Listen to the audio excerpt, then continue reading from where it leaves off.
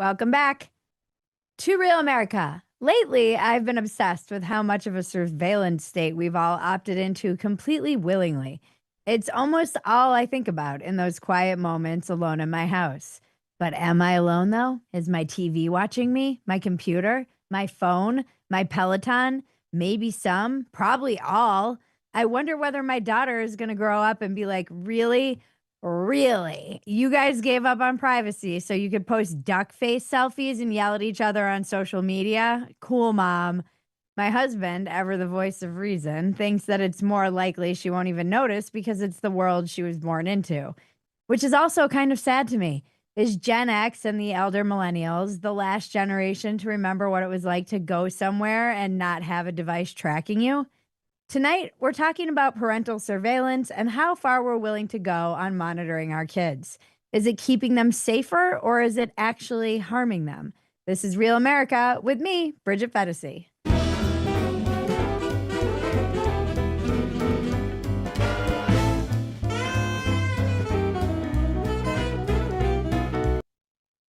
Although, to be fair, I'm not sure my husband is the best judge because the first chance he has to put a chip in his wrist that opens his car door and pays for things and lets him know when he needs more water, he's opting in. In his mind, I know it's much cooler. It's a cyberpunk future where he's getting one from a street dock in a chop shop that's been stolen off the back of a truck of some mega corporation, and the data's been wiped so it's clean.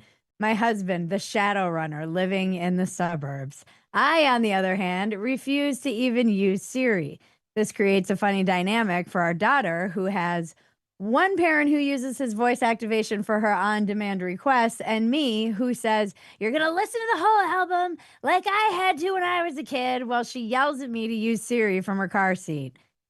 It's a strange time to be a parent. When we went to get rid of the child's Nanit, which is a fancy baby monitor, out of her room, she protested, which shocked me. "But how will mommy and daddy watch me?" she asked. I thought this was fascinating because I just assumed she would want her privacy. "What's that?" she said. Now, she's 3, so it's a fair question to ask what privacy is, but it made me realize she might never learn what it is unless we actively encouraged it and facilitated it. It feels, frankly, un American that the default is a population that's used to being monitored.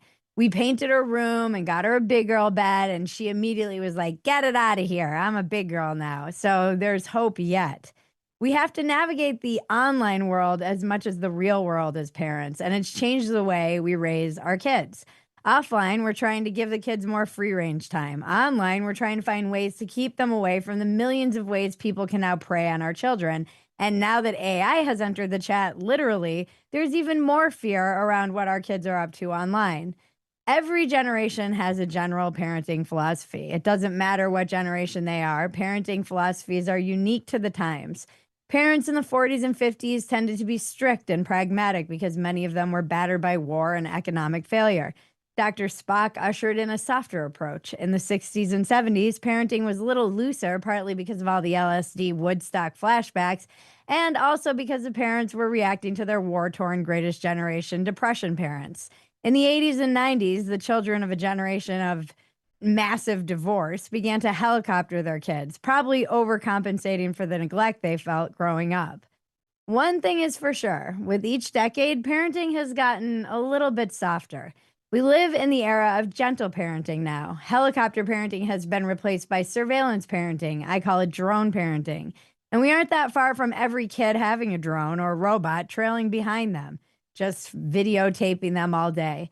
It has led to the rise of fearful parenting and the decline of unsupervised child directed play. Parents are anxious, for some for good reason, others not so much, but this anxiety has had some serious consequences. One reason parents today are stretched so thin is that they feel they must watch their kids all the time, either in person or by proxy, coach, nanny, teacher, or electronically, or all three. Jonathan Haidt has been ringing the sirens about this nonstop. He describes it as a culture of safetyism, where every kid is bubble boy, insulated from reality. Haidt also pointed out he's proven that social media is bad for everyone, but it does the most damage to kids. Surveillance parenting has crushed their independence and stunted their growth and given them all anxiety and depression. And they don't drink or have sex or have basically become dysfunctional. But then again, they're also getting depressed and anxious from unsupervised access to the online world. So we're in a bit of a pickle. There are some big counter movements to the culture of safetyism. Free range parenting is spreading. Policies like the Children's Online Privacy Protection Act are putting these ideas into practice. Schools are banning phones during the school day. Parents are getting their kids dumb phones or landlines and making them wait until they're 16 for a smartphone. But there is still a long way to go. And as someone who is at the beginning of this journey, it's not as easy as it looks. Self-surveillance is the norm these days, and we signed up for it. We played ourselves. We invited Big Brother into every part of our lives without even realizing it. We expected Big Brother to be harsh and annoying and over the top. Instead, we got friendly Big Brother. He sold us on Facebook and Instagram and iPhones and smart cars. He's in our Ring cameras and our car cameras and our Aura rings. As I write this monologue, a toilet camera that gives the user feedback on their poop is going viral. Now, while we are distracted, friendly Big Brother is merging with big business and big government to create probably the most terrifying surveillance state of all time, where nothing is sacred, not even our poop. Which begs the question, am I doing my daughter a disservice by not preparing her to be surveilled all the time? When I asked my husband this, he said, I don't think that you need to. She will be prepared. Which he's probably right about that too. Our guest tonight is the great Lenore Skenazy, founder of the Free Range Kids movement. She's brilliant, a genius. I adore her. She wrote the book Free Range Kids and serves as president of Let Grow, the nonprofit making it easy, normal, and legal to give kids back some independence. She gave a great TED Talk called Why You Should Spend Less Time with Your Kids that you should definitely check out. We'll put it in the description of this video. And before we get to Lenore, first, some quick housekeeping. If you want to be called on, you need to be on Zoom, on camera, and you need to virtually raise your hand by clicking the reactions button. If you aren't on Zoom and want to be a part of our virtual live audience right now or in the future, click the link in the description below, or to get the Zoom link, go to twoway.tv/Bridget Zoom. The Zoom link is the same link every time, so save it somewhere. It's your virtual bar. You can always find us here. The voice of God you're hearing is Cousin Maggie. Many of you already know her. Hello, everyone. She is my cousin, co-producer. We make a lot of stuff together, like our other shows, Dumpster Fire, Walk-Ins Welcome, and all the other content you can find at Phetasy.com.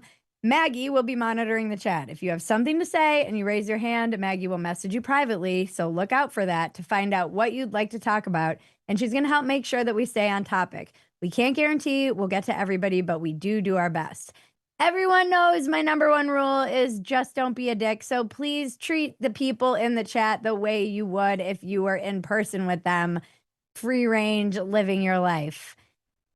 And now, a word from our sponsor, Quest. This time of year, heading into the holidays, I feel like so many people stop paying any attention to their health. You just kind of give it all up. Doctor's visits are a hassle and something no one wants to think about. Everyone's busy. That's why I love Quest. Quest simplifies the medical testing process significantly, especially if you're dealing with an HMO like I am. And it allows you to get the testing you need without a doctor's visit. Quest offers over 150 of the same tests trusted by doctors, including diagnostics for specific ailments like STDs, chronic conditions like heart, liver, and kidney disease, as well as testing that's almost never covered by health insurance like fertility and advanced women's hormone testing.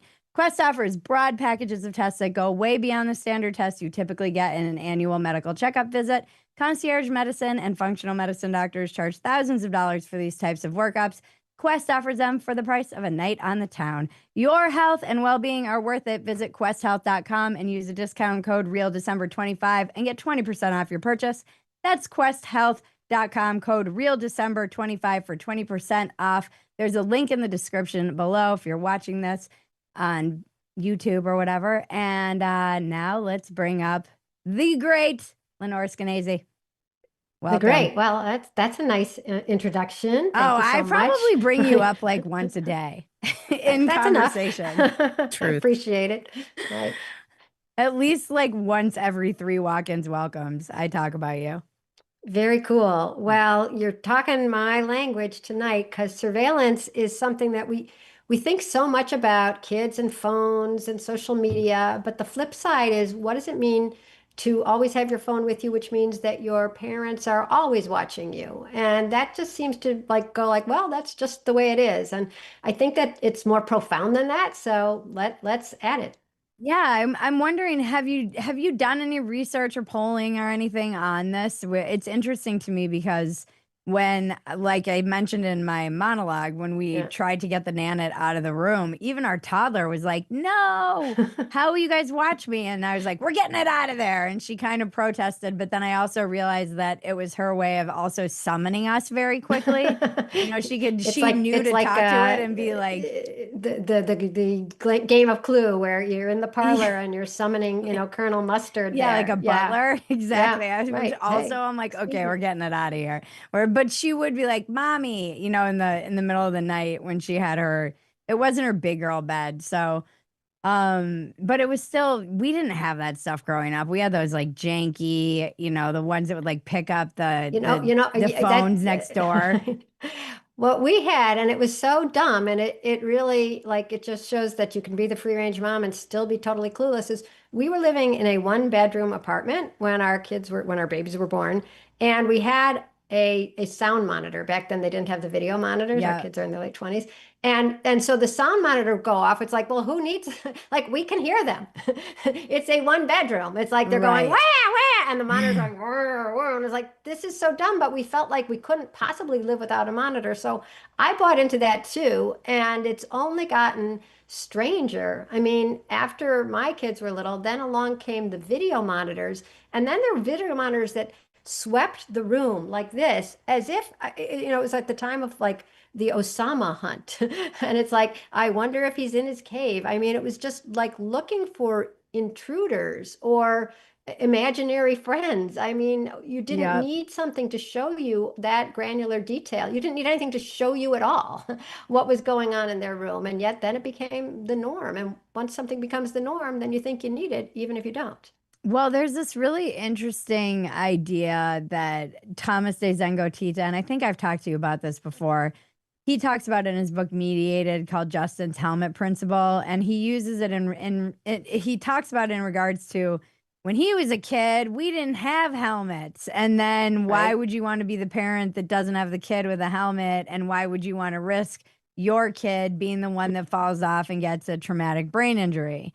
And so as you get more and more of these things that you can bubble wrap your kid in, as everybody kind of opts into it, you Mm-hmm. end up being the weird parent that doesn't do it. But also now, as you fight all the time, you could be arrested for letting your kid, as you learned the hard way in your Right. own life, you I could was not be arrested, but not yes. arrested, but Right. you could be you were publicly shamed. You could be arrested. Some parents are arrested for letting their kid just kind of walk on their own at 8, 9, 10 years old in Yeah, their yeah. neighborhood.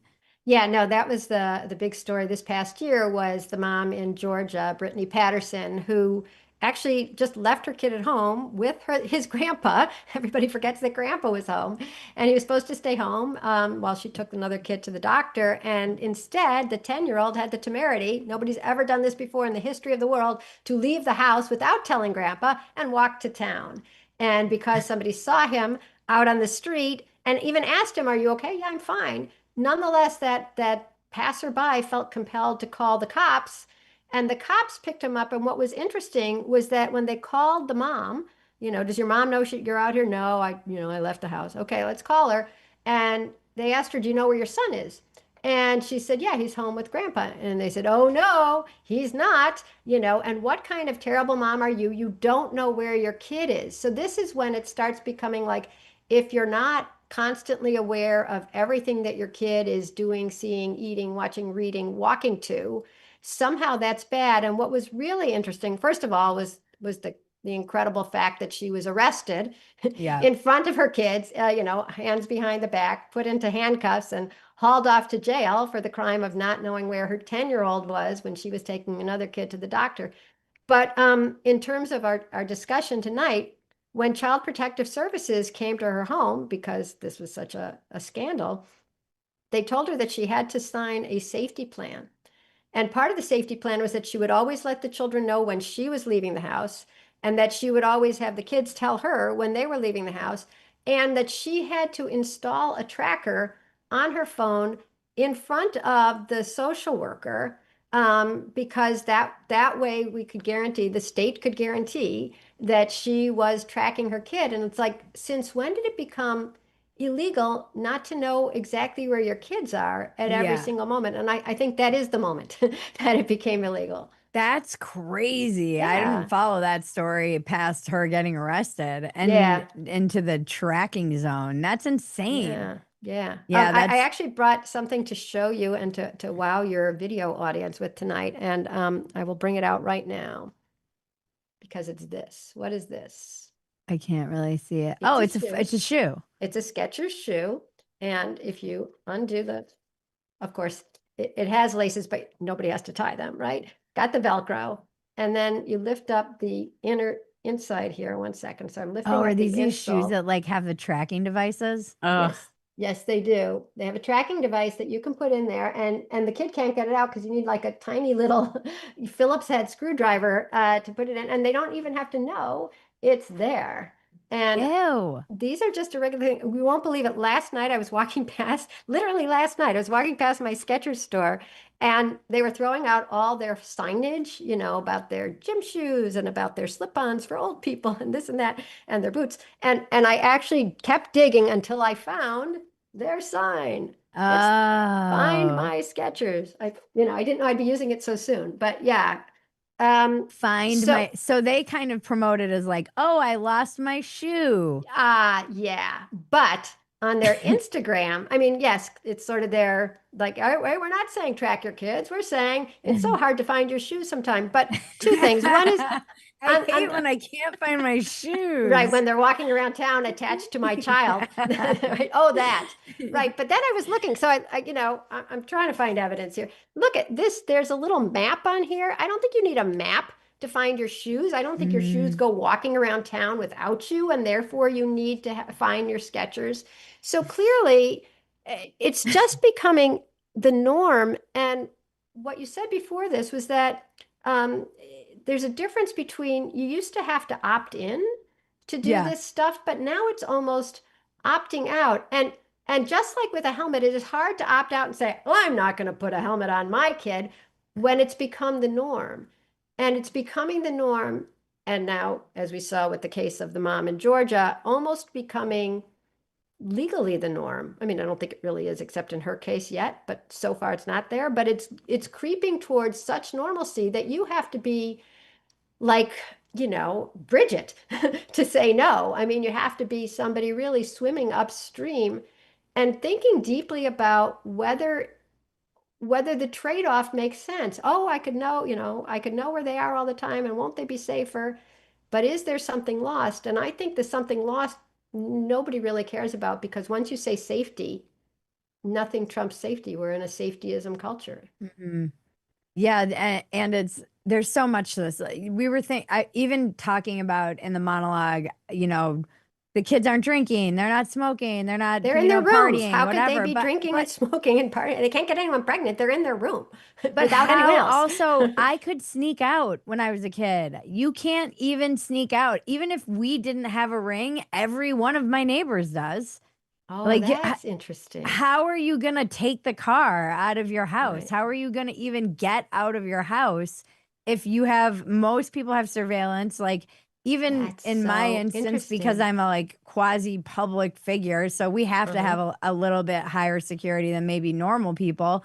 Mm-hmm. And even still, say we didn't have any of that, I know for a fact that she would have to walk by six people with a ring camera, and there's no way that she would escape that, even getting out of the neighborhood. So we've all opted into not only surveilling, self surveillance, but we're also kind of all spying on each other. And I see this stuff all the time in Facebook communities. Oh, tell me, because I'm not on them. Let me hear. Oh, like the local Facebook communities, they're Yeah. just rife with like these two kids played ding dong ditch and they're gonna get shot, and like and they put a screenshot of the kids and it's like kids, I'm like, how are kids gonna even they can't even do ding dong ditch without like adults posting up their faces in the middle of a Facebook.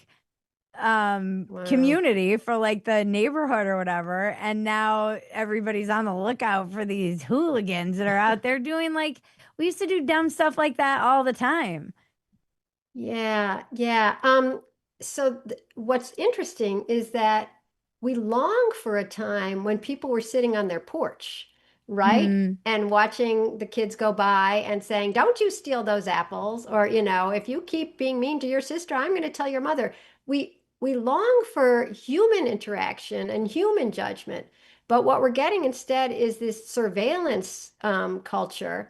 And it doesn't come with any nuance, and it doesn't come with any actual interaction with the kids, right? The kids are out there and the adults are watching the feed, I guess, and then commenting later. It's almost like childhood is this spectator sport or Ready Player One sort of thing where everybody's watching. And really, I think if people are so concerned about their communities and their safety, the thing that makes you really safe and the thing that makes you actually much happier is interacting, not Right. just watching, right? And that's when the kids get to know the neighbors and when they start feeling at home too. And when you start being able to relax because the neighbors are watching out for your kids as opposed to surveilling your kids. Right. So, what it boils down to is more trust rather than less, and surveillance makes it seem like you're not supposed to trust anyone. And that's a low trust society. In terms of your kid, she's 3.5. She's not on these um, surveys yet. But when they've done surveys of trust, human trust, like are most people decent? Can you trust most people? The people who have the highest level of trust are like me. They're the old people. And then it's a little less, the Gen X, and then a little less the millennials. And the ones who have the least trust in their fellow humans are young people. And that seems really awful for a culture. You want a culture to be cohesive and to sort of give everyone the benefit of the doubt. And instead, it's the default is no, why would I trust you? And maybe surveillance plays into that. But again, I mean, just to play the devil's advocate, well, two things come to mind. If you are online all the time, you're going to be much more skeptical of people in general because you have to be. So That's now right. you're going, is this AI? Is this a scam? Is this That's true. somebody No, who's the AI catfishing thing. me? Is Yeah. this somebody? I mean, these kids are raised with as they should be of the default to be like, this person probably isn't who they say they are.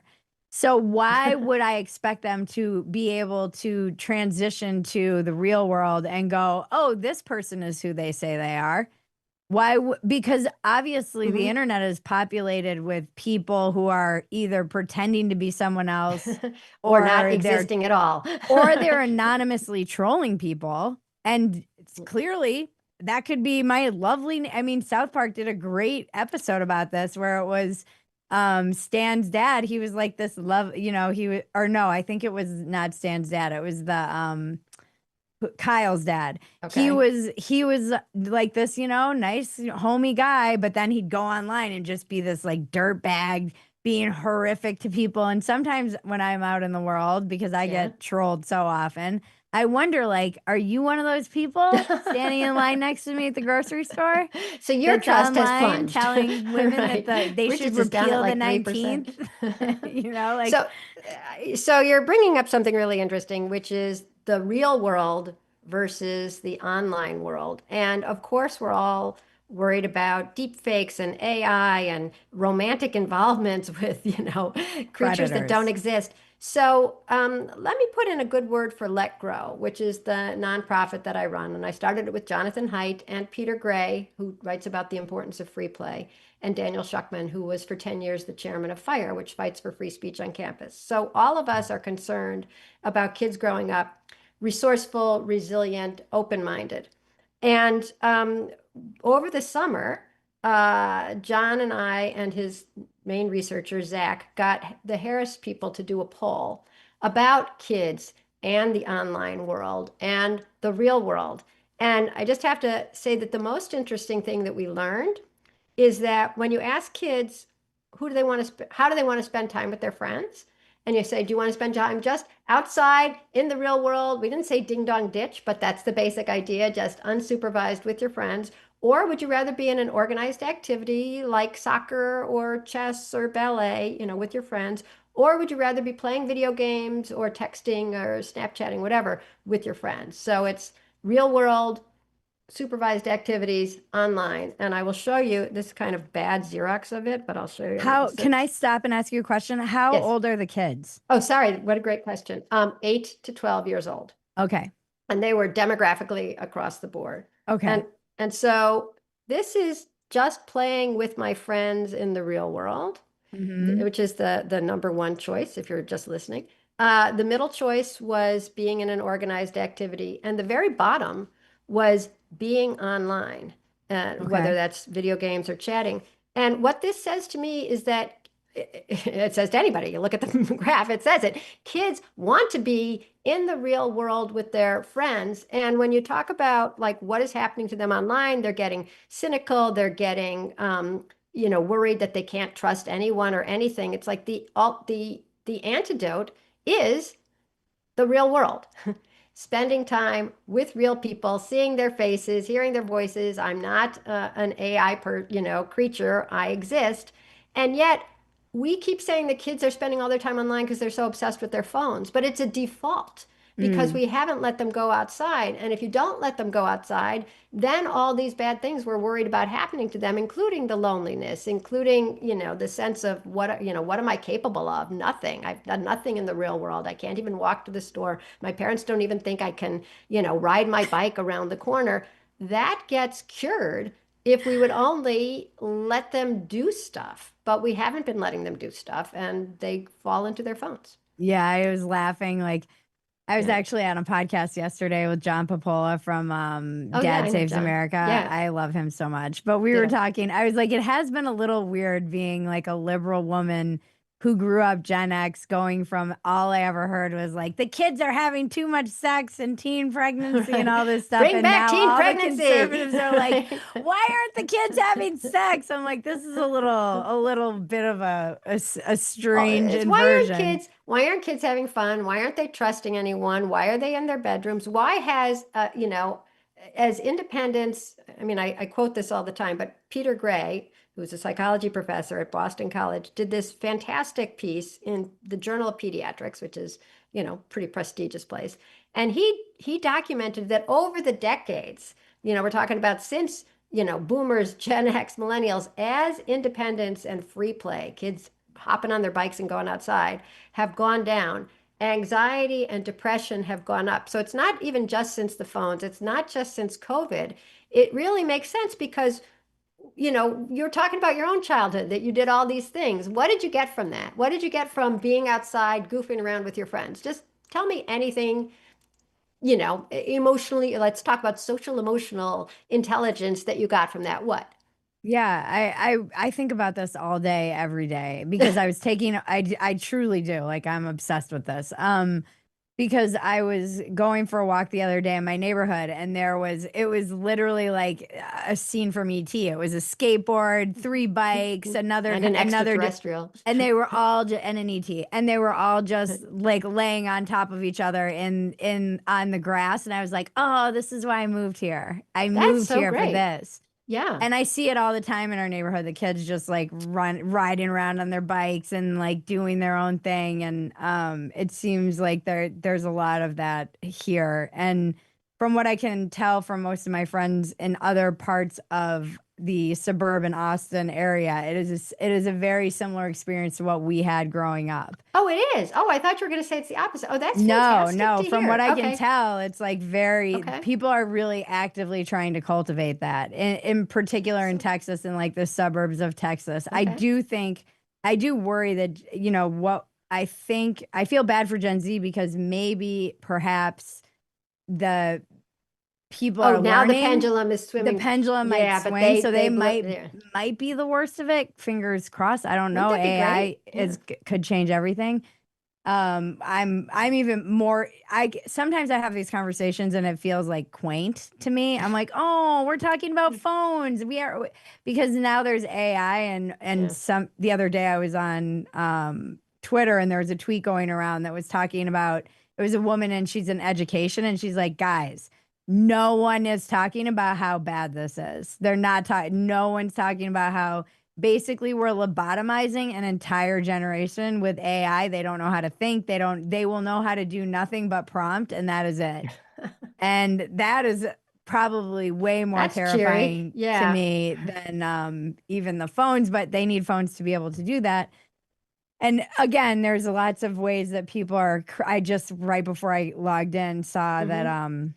there's like a anonymous Japanese animation studio that is now making the artists draw in front of them so that they can prove that it's not generative AI that they're using to make all of their Wow. creations. And That's everything. That's like the professors who hand out the blue books and you got to write it with pen instead of bringing anything home. yeah, when Um, we had Coleman Hughes on the podcast, he was mhm. talking about ways to kind of AI proof your classroom, and it's going back to oral and written, exams Right, right in the classroom and kind of the right, old times. But right. to answer your question, what did Yeah. I So what get? I did you get mean, out of it? Because then I have like a couple of freedom. I, solutions. I just Yeah. felt like I remember I have such vivid memories of being probably 12 years old. My brother was probably 10. My sister was probably 8, Yeah. probably. And the three of us would wake up at 7 a.m.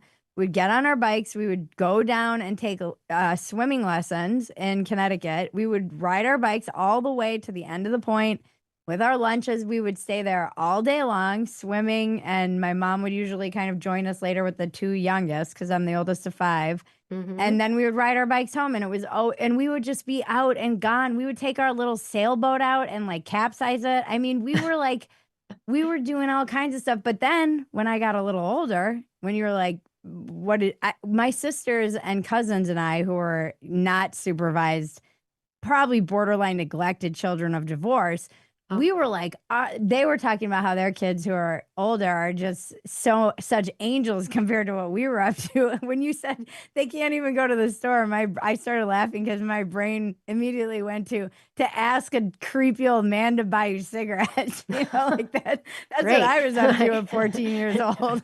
Let me be on record that that's not the best childhood experience, but but you're smiling and you're laughing, and there's something proud about that memory. It feels like, I mean, you're sort of saying it with a little bit of swagger. Am I wrong?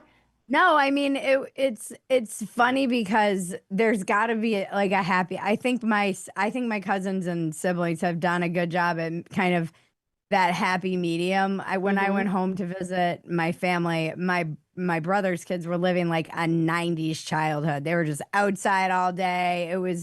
It's encouraging to see that a lot of people I know have done it very well. And I don't know if I told you, Mm. I did an interview with my sister and her three kids, and Oh, that's a cool idea. I never put it out because they were all minors and we were like, I don't know. But we Oh, looked at everyone's screen time, and the adults had more screen time than the kids. And my oldest nephew, who's very much like loves being in this world, he doesn't really love being on his phone.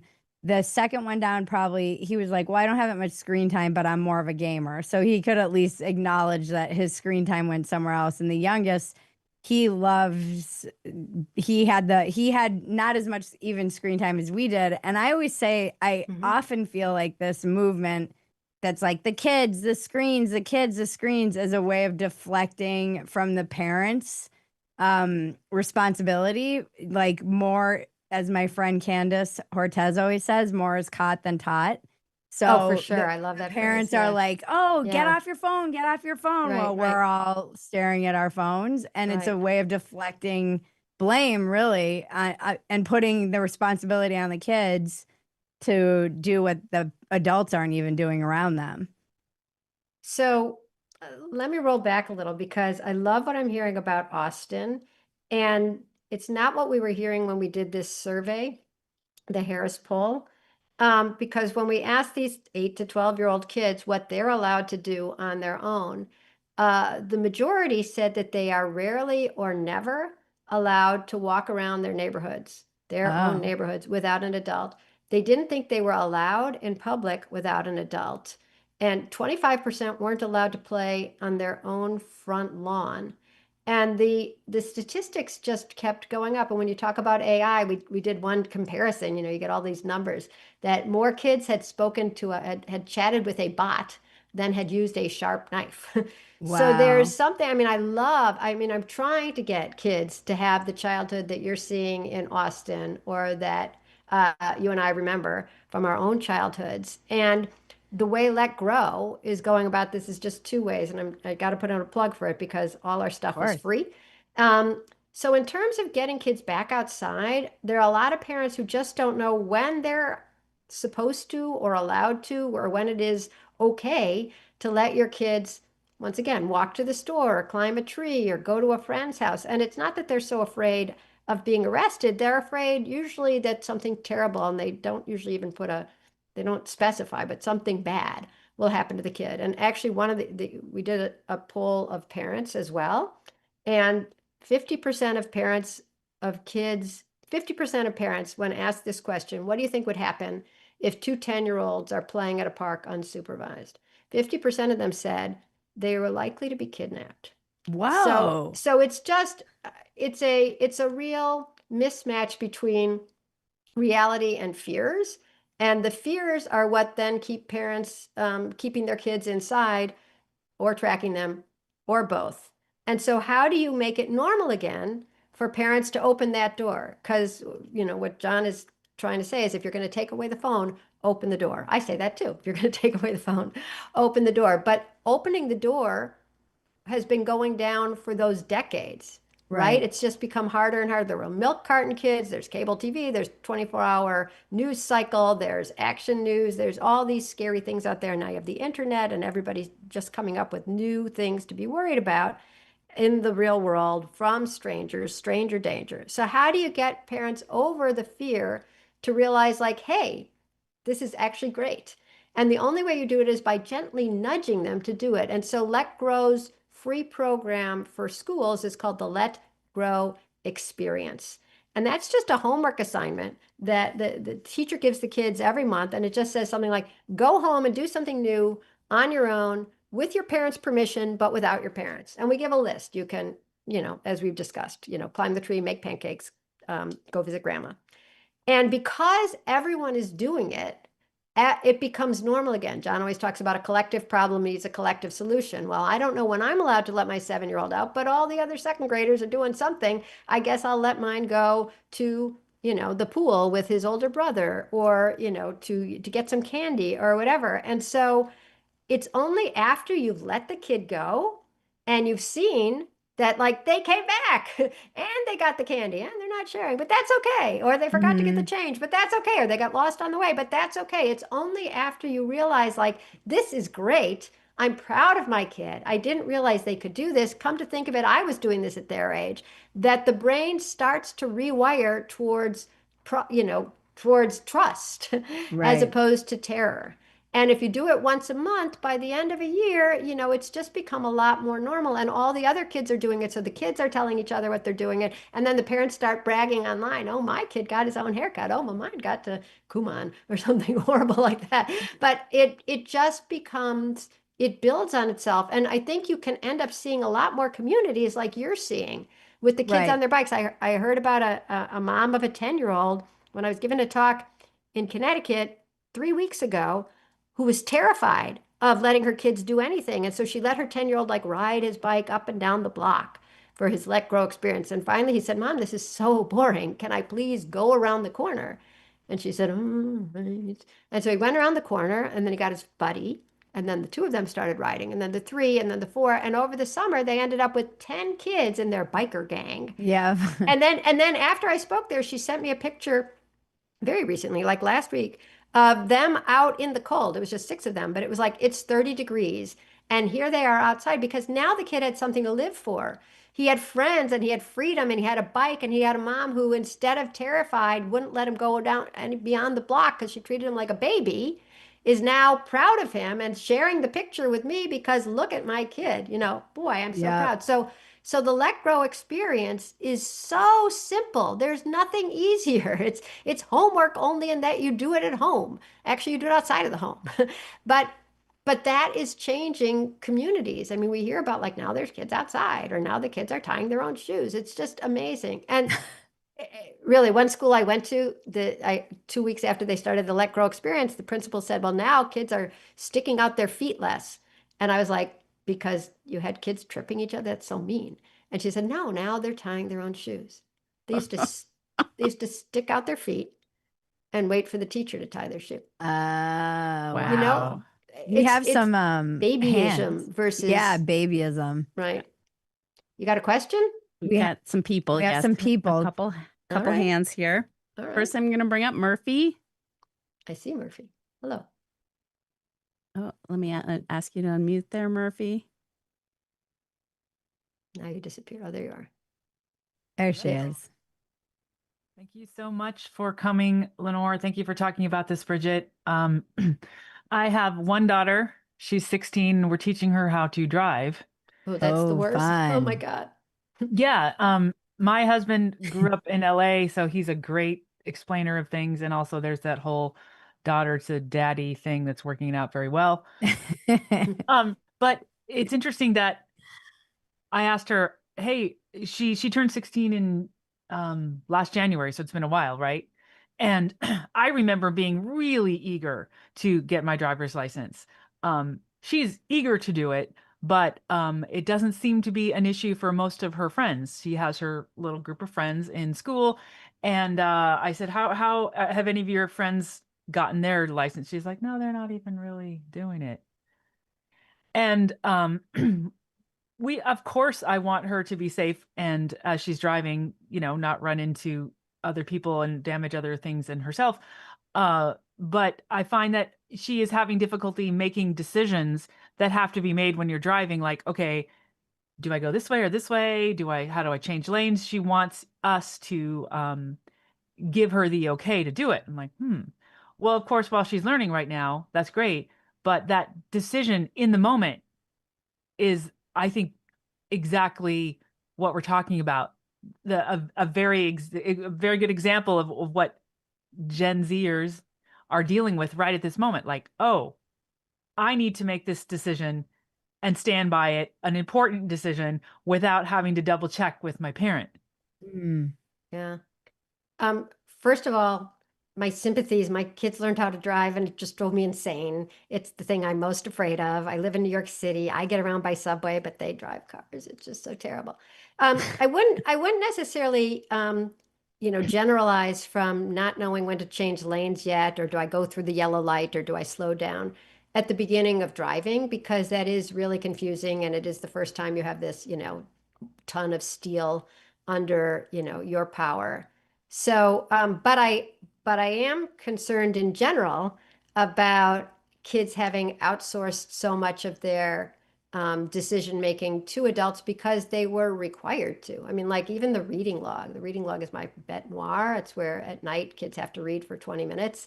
And I once asked on Facebook, do parents like this? They all hate it, and the kids hate it. And what happens is that you've taken something that was intrinsic, an interest in something, and you've turned it into an extrinsic job, which is a parent watching a kid read, which is like the way nobody reads.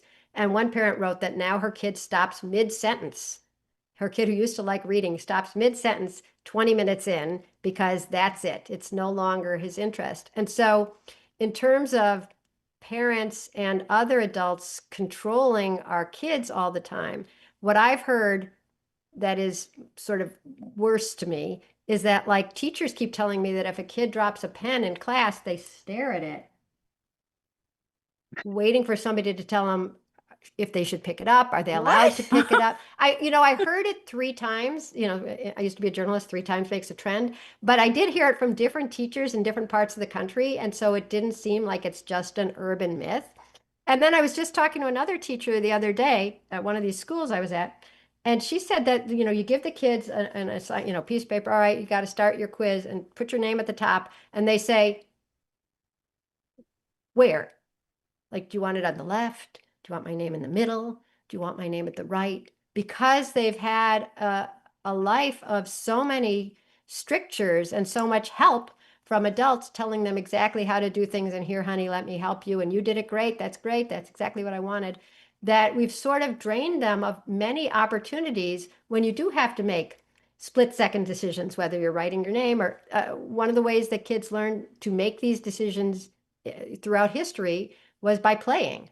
Right? You're playing a game and it's like, well, I'm gonna, we don't have second base. Let's just say there's no second base anymore. Okay. And then they start running. And all of play when you're improvising is decision making and rule making, and then deciding if those rules work and then arguing about it. And all that give and take has also been taken out of kids' lives when we replaced it with just adult run activities. If you're in soccer, you know exactly what you're supposed to be doing, and part of the time is drills anyway. So the idea that you would make up your own teams or your own rules or decide if the ball was in or out or whatever you decide in soccer, that has been taken out of kids' lives, and then we expect them to make decisions.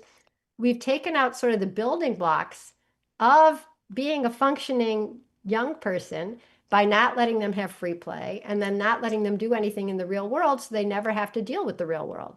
Well, not only that, they the consequences. Will they guess right? Probably not. Will they guess wrong? It's far higher likelihood that they'll guess wrong because everyone is going to have an opinion, and the child will say, "We'll do it," and the parent will go, "Well, I don't like how you wrote that first capital letter," and so no matter what, they'll get it wrong because the parent is trying, like, we're trying to figure out what to do. We don't know exactly. Right. We're like, well, now we have to come up with an opinion. So like an asshole boss, we say, well, I wanted 3 of those or some dumb thing. And so that's the same thing. So the kids are like, I know I'm going to get it wrong. So why don't you They're just risk averse. They're risk Yeah. averse. And one of the reasons they're risk averse is because we are watching them and we are going to judge them. And it's not us, it's a teacher or a coach or another adult. And so that's why the TED Talk is why you should spend less time with your kids. It's inevitable that if we see our kids doing something that we think is, inefficient or dumb or wrong or mean, we jump in and then we tell them what to do, as opposed to them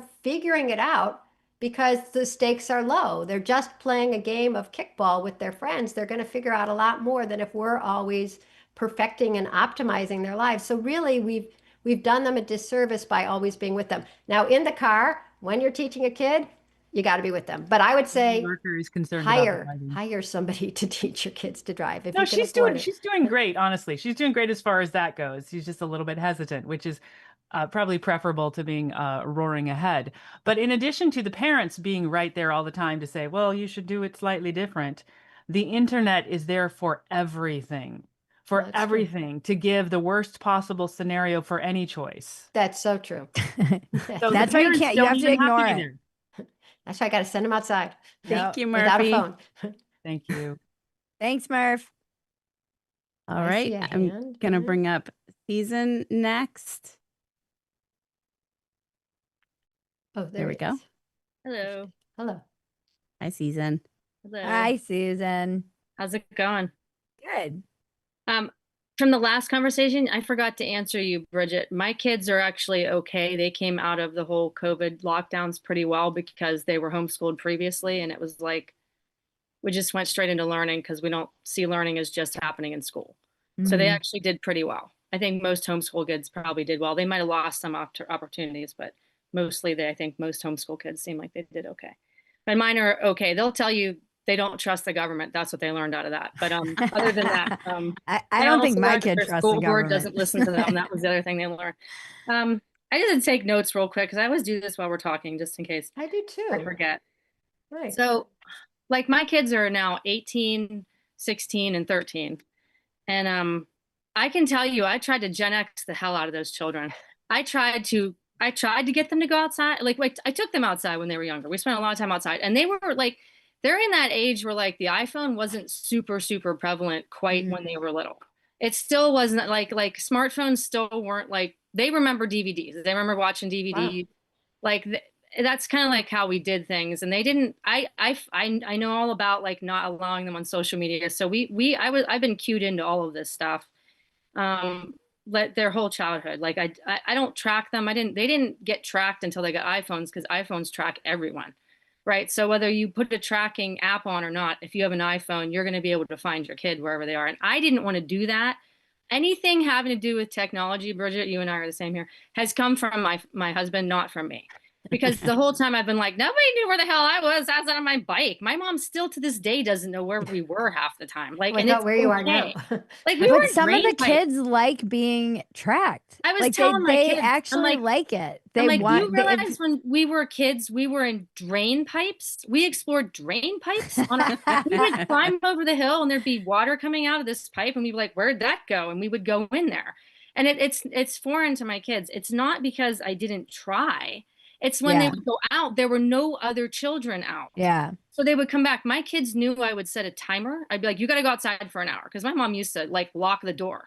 Yeah. And you got to go play outside. They would sit on the porch swing for that whole hour, and they Yeah. would not go play. And then all it took was my meanwhile, the other neighborhood kids that are my son's age, they're outside having a 90s childhood right now. They all play outside, but my son doesn't do sports and he's not into the same stuff they are. So he's just not outside.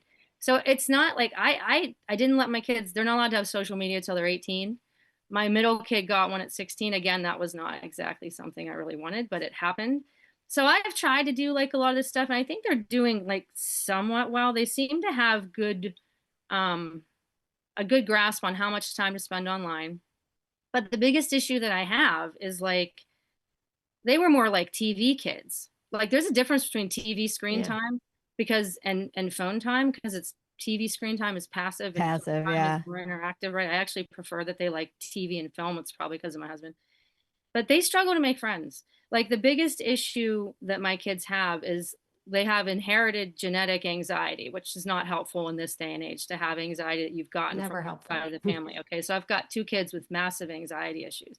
They have trouble making friends. None of my kids really have friends. And I don't know if that's a Gen Z thing or what it is, but they have a lot of trouble making friends. They also don't go anywhere. And it's not because this Gen X mom is like, let's hug and be around each other all the time. It's just they don't go anywhere.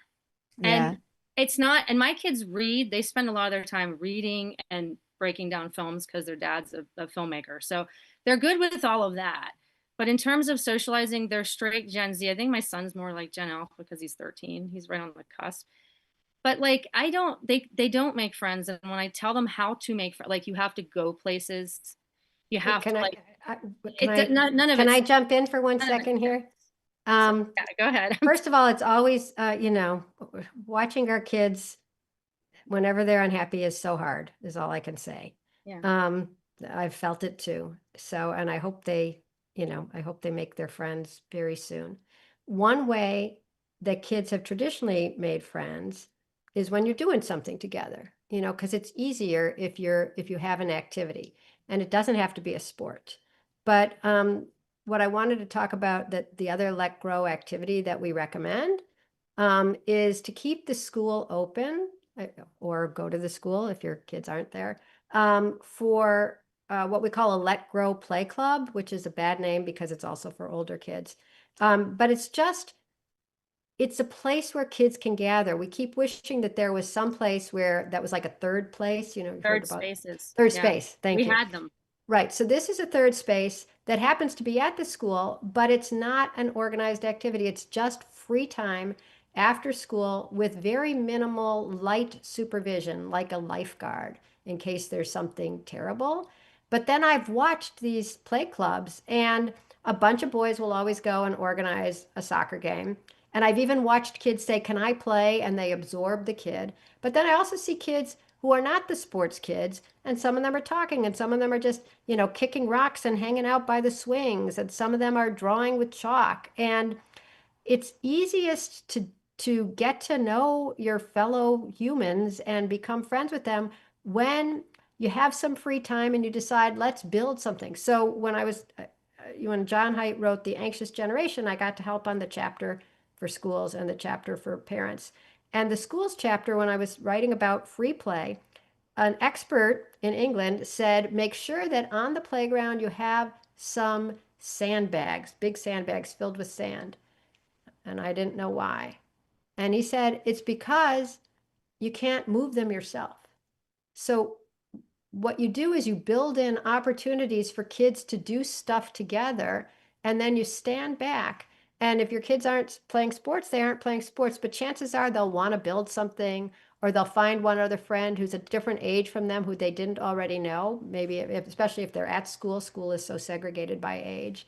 And then you just let time take its course. Time, free play, no phones. And generally, it's an easier way for kids to make friends than saying you have to be on the soccer team even though you hate soccer. It's or so even you have to depressing go to that we school. have to do this. I'm sorry, but like That's the this thing, though. I'm just conversation like, is I making me feel like so I have, I sad. feel like that I've we have tried to and like put sandbags out so the It's kids so have to, it's so like, it might be find each depressing, but other. if it works and it's really cheap, why No, not try I it? agree. Yeah. It's like great Yeah. that it's so good that it's more, I'm more No, I know it's 30,000 terrible that we feet. have to Like, talk about Yeah. children need play. It's like we children need need sandbags so food. the kids Really? You can. didn't know that kids needed food? You've never been Well, fed? I just feel like I've done every possible thing I can, and I don't want to, also don't want to interfere too much. Right. You Well, this also is a don't, space where you're you not also, there. you And also don't want to be. Here's the other problem that I see is that it can be another way for a parent to be completely anxious because you're like, oh God, are they getting enough play? Are they interacting enough? And now, just send them to I'm it. not, I just like Yeah. to clarify, I'm not the anxious one. no, Yeah. I know. Okay, You like seem I'm pretty not the one that mellow. I'm feels the speaking urge. for myself. Oh, I know, I'm but I've never felt that urge to be next to them and helicopter parent my children ever. I'm the one that was like letting her 1.5-year-old climb up onto the plaything and like sitting on the bench and watching. Like I've no, never been that way, but there are but that is totally a chance for that to happen. no, I'm not saying that the not the anxiety about the safetyism anxiety. I mean, it can be a way for a parent to beat themselves up and feel Oh, like there's so they're much beating anxious about themselves up. not Yeah. doing enough of this stuff. Yeah. So then it becomes another thing that you have to do on top of all the Yeah. things you have to do. It's Right. less So anxious so for me let's and more let's say it's exhausting. not another thing you have to do. It's just an option that's sort of less intense. It Right. doesn't, you don't have to be there. It doesn't have to be expensive. And it's a way of like scheduling free time that happens someplace else where there are a lot of other kids. Because if once the kids go home, that's when they go on to their phones, right? But if they're all there and it's a no phone zone, what you've done is sort of created a wildlife sanctuary where the kids can have time. You've created a time and a place where kids can just hang out, and it doesn't have to be something to be anxious about. It's like, thank God there's an alternative to travel lacrosse and the chess team or me watching them read for the 20 minutes. They've just Right. got free time with other kids. All right. Thank you. I want to bring up, we've got one more hand. So thank you, Season. Thanks, Susan. Good to see you. But I did also, we had someone in the comments who wanted to ask a question, but didn't want to come on camera. So I'm going to ask her a question quickly, and then we'll bring up our final hand raiser. What solutions can you recommend for people to avoid surveillance for their kids? Are there Oh, that's anything? interesting. I guess I haven't actually thought about that much. I just keep thinking about what's bad about surveillance, not how to avoid it. I think you have to be conscious that opting out, even opting, like if an iPhone is going to be tracking them automatically, you get an Android. But you have to recognize that opting out is not putting your kids in danger. And that's the only thing. You just have to recognize that actually what reassures you and what reassures them is, it might feel counterintuitive, but it's not knowing everything, because then you fill in the gaps with trust instead of certainty. You know, the apps keep promising that you will know everything about your kids. There are apps from preschools that will tell you how many times your kid went to the bathroom that day and what time they went. I mean, really, That's not our it's- kids' preschool. it's yeah, probably not a forest school. But anyways, and then there's all the other apps from schools. One of the things you can do is choose not to go on the app that tells you their grades instantly. I mean, there's these portals that are offered to you. And I think you can tell your teacher, you know, I'm not going to avail myself of these. I'd rather my kid tell me their grade or bring home their paper. And then we're going to have, you know, parent-teacher conference at the end of the semester. And if there's something horrible in between, you can let me know. But I don't need the granularity that is offered to me by all this technology, because too much information is actually making me more anxious. Knowing their grade on every quiz, did they hand in their homework? Did they eat their 11th orange slice of the day or only 10? Did they pee 3 times or 4 times? That's information that's available to us now. And it's actually making us more anxious than I always think about, like when I went to school and I went around the corner, my mom did not see me until 3:30 in the afternoon. And she didn't spend the whole time wondering, I wonder if she's been abducted. I wonder if she was hit by a car, because she just trusted me and my neighbors and the odds and the school. And that gave her peace of mind. And you don't get peace of mind from constantly checking something, just like people with OCD don't get peace of mind from washing their hands. They just have to wash their hands again. That's So you really have to interesting. train the trust muscle. You Mhm. have to make it strong. And all this technology uncertainty and the monitoring and the surveillance is undermining that natural growth of trust between you and your kid as they get older and do more on their own. Great. Thank you. I'm going to bring I'll up never Trish. forget when we were bringing our kid to preschool, Yeah. and she was like 2.5 when she started, maybe, or no, even younger than that. No, around 2.5. And she said, "So why do you guys just leave me at this school?" Yeah, It Mom, was why? so funny. She's like, "So you guys are just gonna leave me at this school?" I mean, she loves it. She like walks in and she's like, "Peace."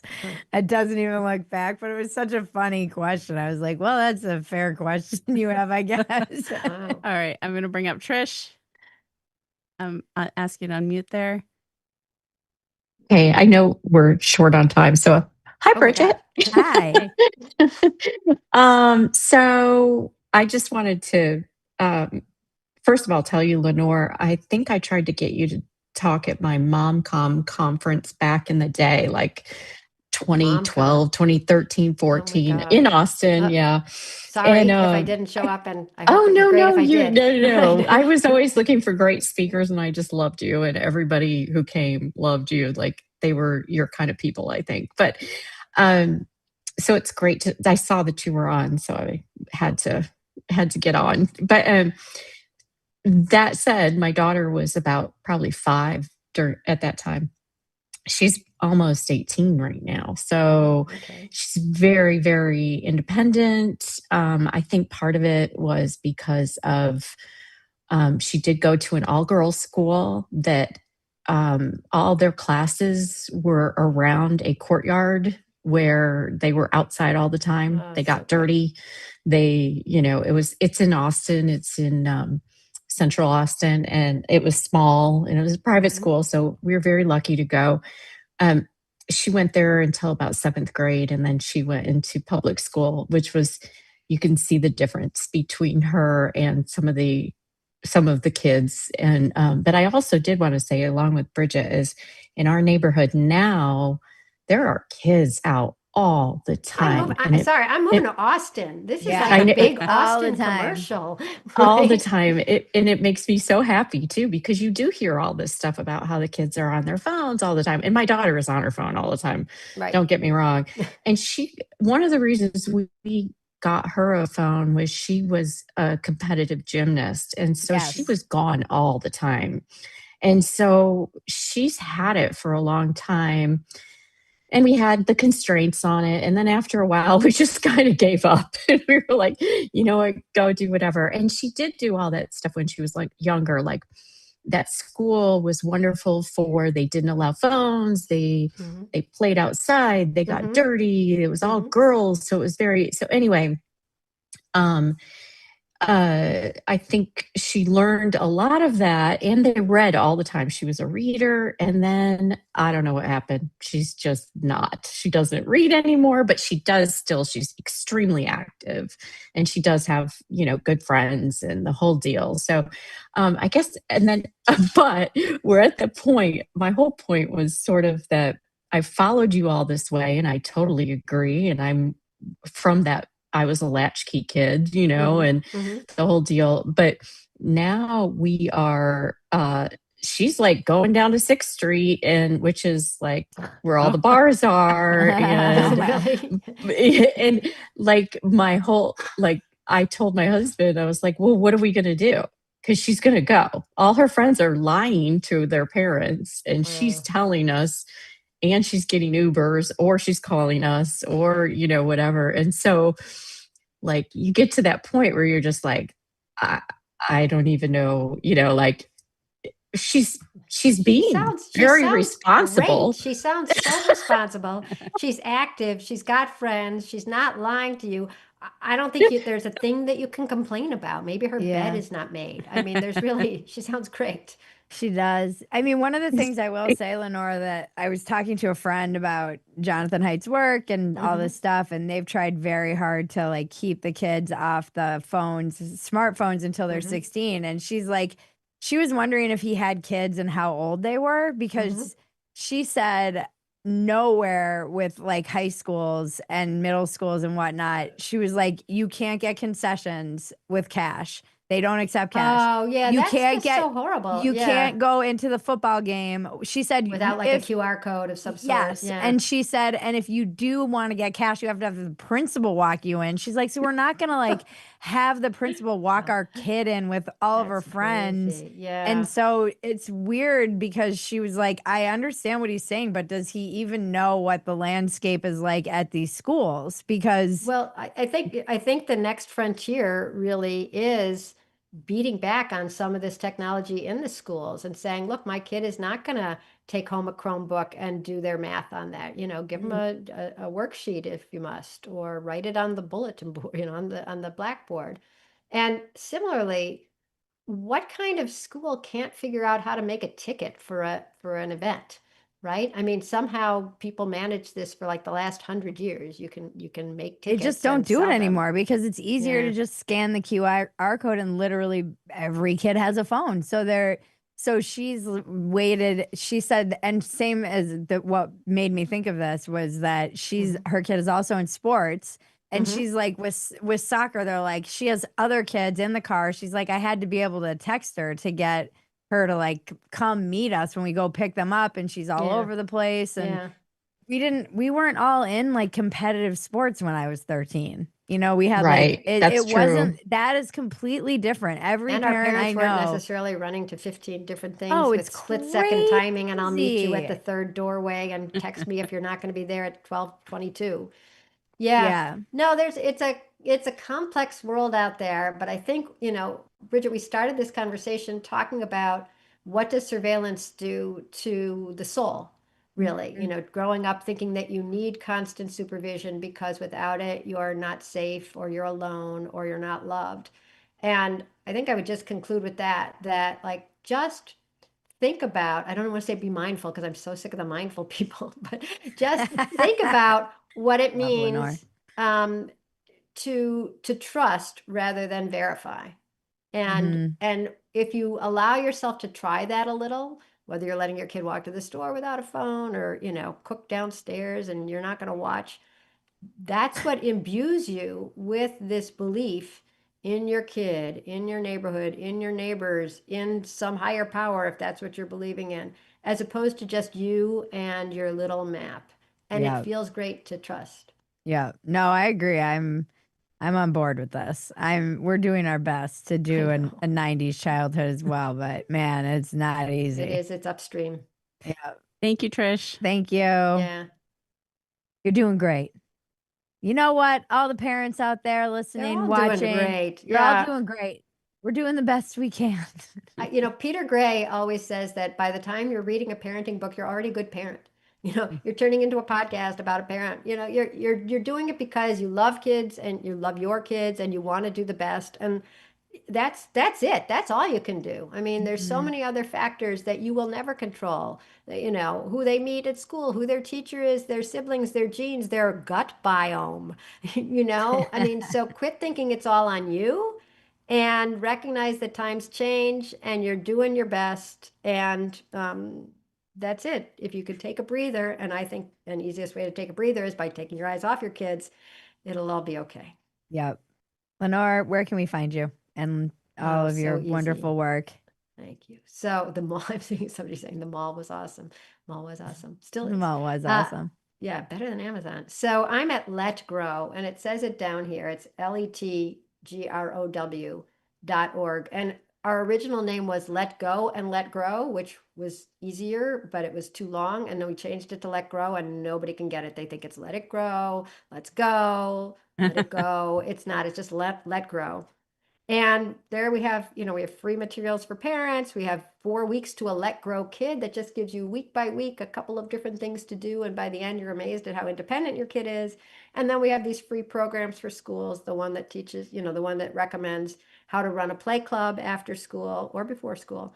And then the Let Grow experience where kids start doing more and more on their own. And you've just renormalized what apparently is an Austin childhood as opposed to an 80s childhood. So that'd be great. Yep. Well, and anywhere we can find you on social? Yeah, it's all Let Grow. Just Okay. look for Let Grow. It's all the same. Yeah, Insta. I'm Free Range Kids on Twitter. Nobody's left on Twitter. That's it. We're not on TikTok yet. That's where all the kids are. All right. Thank you so much, Lenore. It was a pleasure talking to you always. Happy holidays. I appreciate you and your work so much. And I will continue, following good you fight. everywhere. Right. Or just surveillance. Right. Yeah. Just track me. I'll continue tracking you. Very All good. right. Thank you. Oh, I muted her. Sorry, Lenore. She's like, bye. It's All always right. the delicate dance. Okay. Thank you. Oh. Thank you to my guest, Lenore Skenazy. Thank you to those of you who showed up, asked questions, made comments, contributed in the chat. Thank you to Two Way and their amazing team. Thank you to Quest for sponsoring this show. Visit questhealth.com and use a discount code REALDECEMBER25 and get 20% off your purchase. That's questhealth.com, code REALDECEMBER25 for 20% off. Thank you, Maggie. Thank you, Bridget. Join us next Wednesday, December 10th at 7 p.m. Eastern. If you're on with us here now on this Zoom, it's the same link every time. Thanks for getting real with me, guys. I'm Bridget Phetasy. Don't forget to tip your server.